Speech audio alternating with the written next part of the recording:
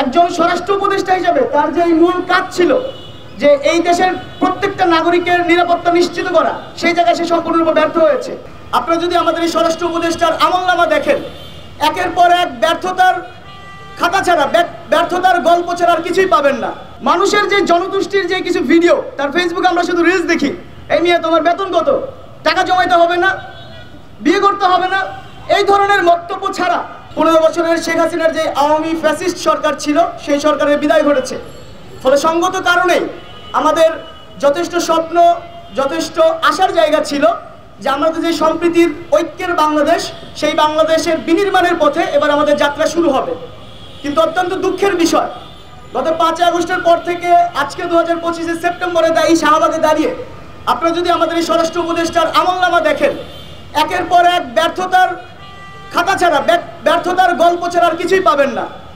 সর্বশেষ আপনারা যদি বাংলাদেশের বিশ্ববিদ্যালয়গুলোর পরিস্থিতিও খেয়াল করেন, চট্টগ্রাম বিশ্ববিদ্যালয়ে এলাকাবাসীর সাথে চট্টগ্রাম বিশ্ববিদ্যালয়ের শিক্ষার্থীদের যেই সংঘর্ষ, এবং সেই সংঘর্ষে আমাদের প্রশাসনের যে ভূমিকা, কি নৃশংসভাবে আমাদের শিক্ষার্থীদের সেখানে আহত করা হয়েছে। সেখানে চট্টগ্রাম বিশ্ববিদ্যালয় থেকে ক্যান্টনমেন্টের দূরত্ব মাত্র 2 কিলোমিটার। আমরা দেখেছি রাতভর দিনভর সেখানে সংঘর্ষ চলেছে। স্বরাষ্ট্র উপদেষ্টা সেখানে সম্পূর্ণরূপে ব্যর্থ হয়েছে।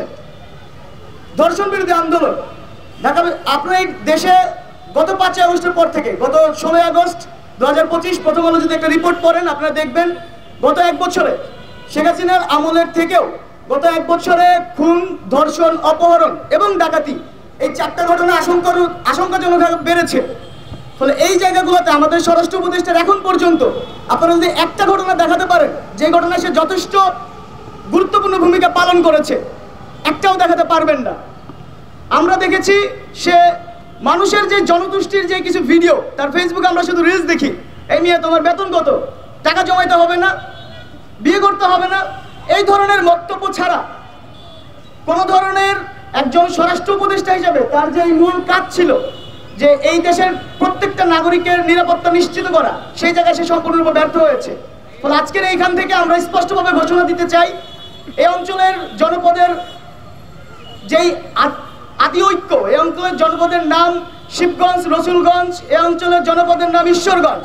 ফলে যে সম্প্রীতির ঐক্য আমাদের রক্তে, আমাদের অস্তিত্বে মিশে আছে, কোনো জাতিগোষ্ঠী, কোনো হীন স্বার্থে, কোনো রাজনৈতিক স্বার্থে ঐক্যকে বিনষ্ট করতে দিব না, বিনষ্ট হবে না।